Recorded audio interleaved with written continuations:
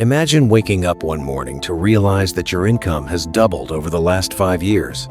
Your job title sounds more impressive. Your monthly cash flow looks bigger than it ever has before. And yet somehow your actual financial position feels strangely unchanged, as if the extra money arrived only to disappear into a larger machine that expanded the moment it detected your growth. This is one of the strangest financial experiences in modern life. The quiet realization that earning more does not always translate into owning more. And for millions of people, the gap between those two ideas becomes the defining trap of adulthood. At first, the logic seems simple. Higher income should create more freedom, more stability, and more control over time. If someone moves from earning $2,000 a month to $5,000, the expectation is obvious. Savings should rise, investments should grow, and financial stress should shrink. But in reality, something else often happens. Expenses begin reshaping themselves around income like water filling a larger container, and what looked like progress slowly becomes maintenance at a higher price level. This is not always caused by bad decisions.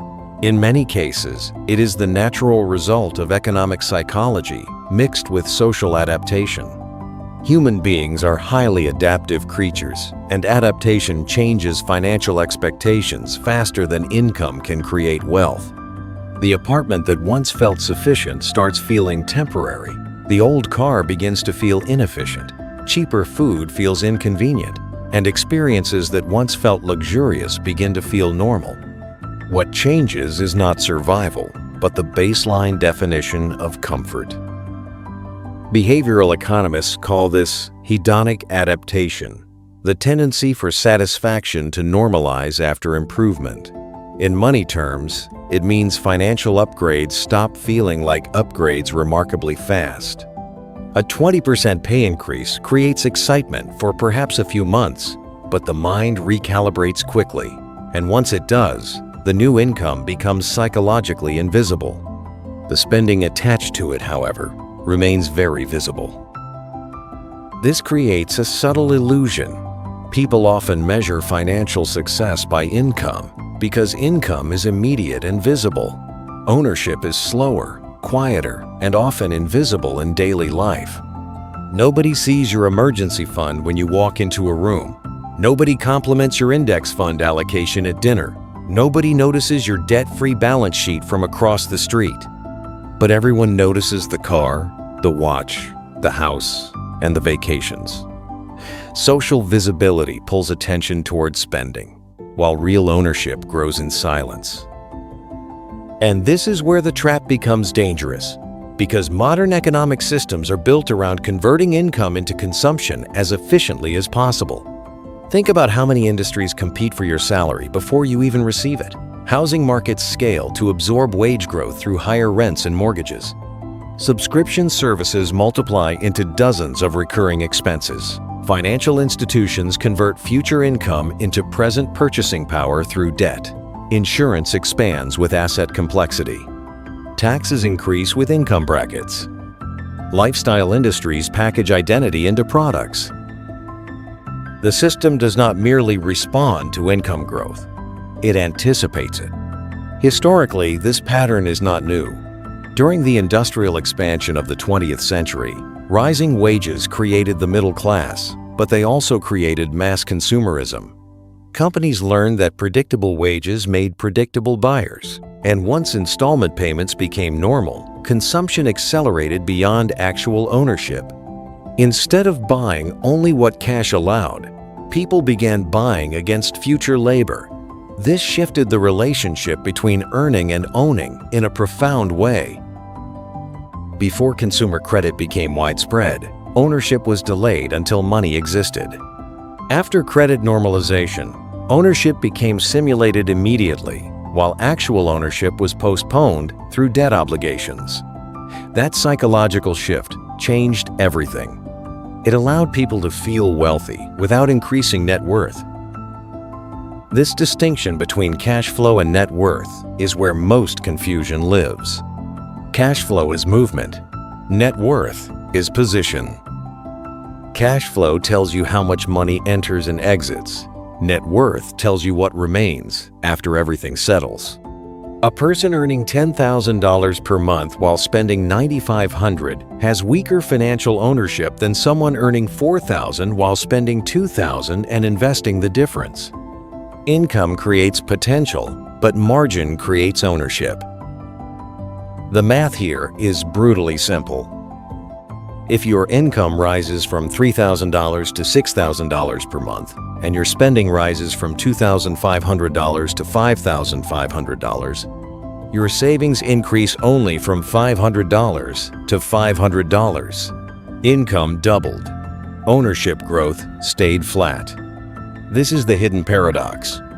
More money, same progress.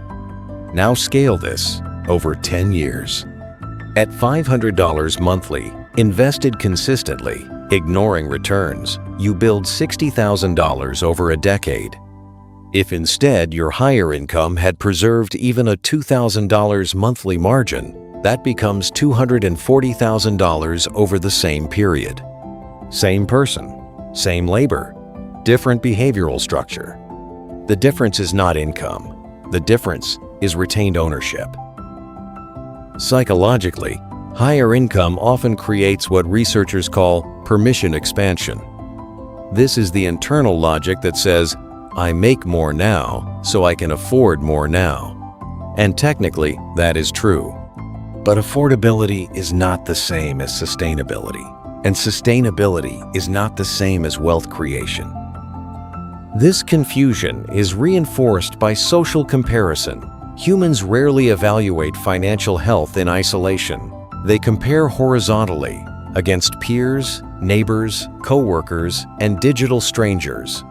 If your income rises but your social circle upgrades faster, your financial identity can still feel behind. This creates compensatory consumption, spending not for utility, but for emotional position. And emotional spending is rarely recognized as emotional. It disguises itself as practicality. A larger house becomes better for the future. A luxury car becomes safer and more reliable. Premium products become higher quality investments. Sometimes these claims are valid, but often they are emotional justifications wrapped in rational language. The mind protects its spending decisions by upgrading their meaning. Meanwhile, ownership compounds quietly in the background for those who resist this expansion. This is where wealth thresholds begin to matter. The first threshold is not $1 million. It is margin stability.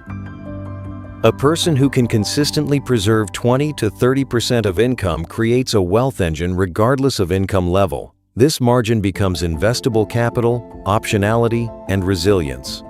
Without margin, even high income becomes fragile. The second threshold is asset replacement. This is the moment when owned assets begin covering life expenses.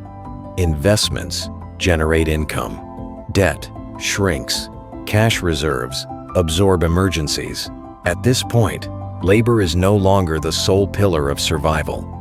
But most people never reach this threshold because lifestyle growth outruns asset growth. The system rewards visible growth, but wealth rewards invisible restraint. Look at historical financial patterns across generations. Families that built durable wealth often followed delayed consumption models. Businesses were funded from retained profits. Homes were purchased below borrowing capacity. Assets were prioritized over appearances. Their growth looked slower externally, but stronger structurally. Modern visibility culture reverses that pattern.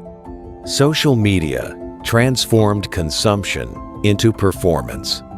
Financial identity became public theater. And when identity becomes tied to visible consumption, reducing spending can feel like reducing self-worth. That is one of the deepest psychological traps in money behavior. Spending stops being economic and becomes symbolic. Breaking this pattern requires an identity shift. Instead of asking, "What can I afford now?" the better question becomes, "What can I own permanently later?" That single shift changes financial behavior dramatically. Because wealth is not built from earning alone. It is built from preserved difference. The gap between what enters your life and what leaves it is the true engine of ownership. And that gap is under constant attack, not because the system is evil, but because the economy is designed around circulation. Money moving is profitable for businesses. Money staying with you is profitable for you.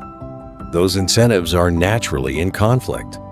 Understanding that conflict changes behavior.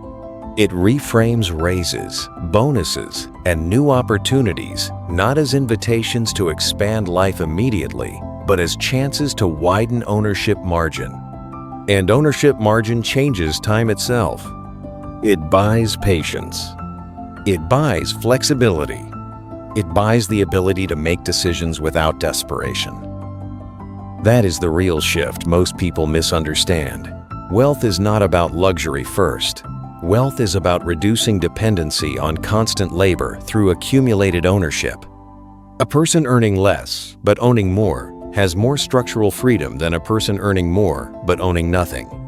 That truth feels backwards in a consumption-driven world, but mathematically it remains unavoidable.